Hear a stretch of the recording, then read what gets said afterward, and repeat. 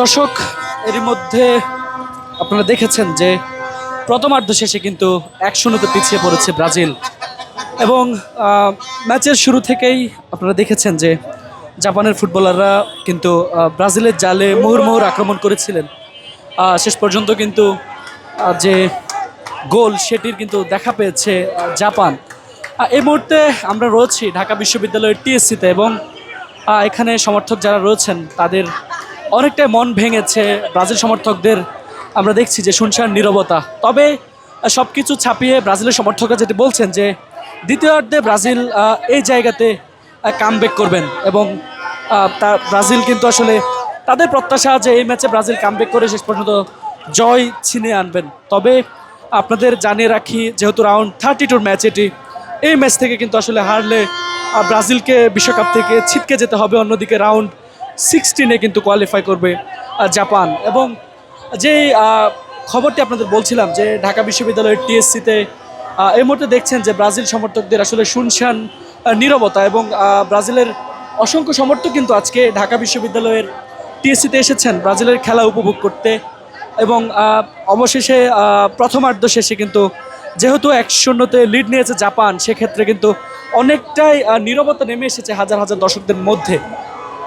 আপনারা দেখছেন যে ব্রাজিলের চারদিকে ঘেরা সমর্থক যারা ছিলেন পুরো ঢাকা বিশ্ববিদ্যালয় এলাকাতেই। এর আগে আমরা আপনাদের দেখানোর চেষ্টা করেছি যে ব্রাজিলের সমর্থকরা কিন্তু আজকের এই ম্যাচটি উপভোগ করতে এসেছিলেন।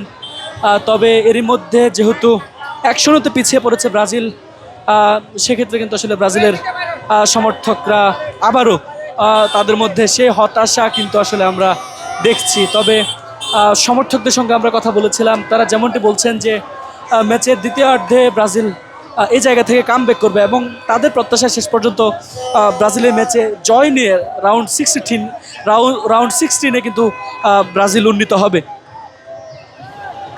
অন্যদিকে এই ম্যাচে জাপানকে জিততে হলে কিন্তু আরও পুরো 45 মিনিট তাদেরকে লড়াই করতে হবে এবং পুরো 45 মিনিট জুড়েই কিন্তু তাদের যে লিড সেটি ধরে রাখতে হবে।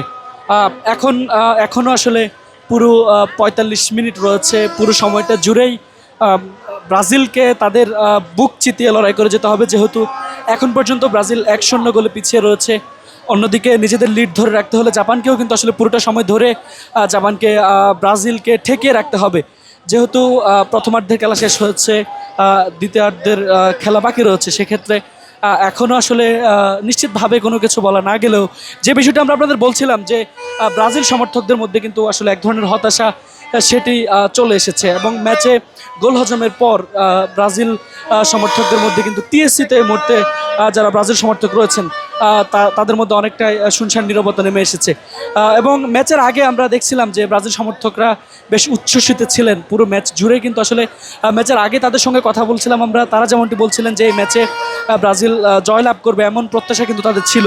তবে সবশেষ এখন পর্যন্ত ম্যাচের প্রথমার্ধ শেষ হয়েছে, অর্থাৎ 45 মিনিটের খেলা শেষে কিন্তু আসলে 1-0 গোলে পিছিয়ে রয়েছে ব্রাজিল, যেটি নিঃসন্দেহে ব্রাজিল সমর্থকদের জন্য আসলে স্বস্তির খবর নয়। আমরা দেখেছি যে টিএসসি থেকে এর মধ্যে আসলে বেশ কিছু সংখ্যক ব্রাজিল সমর্থক কিন্তু টিএসসি ছেড়েছেন।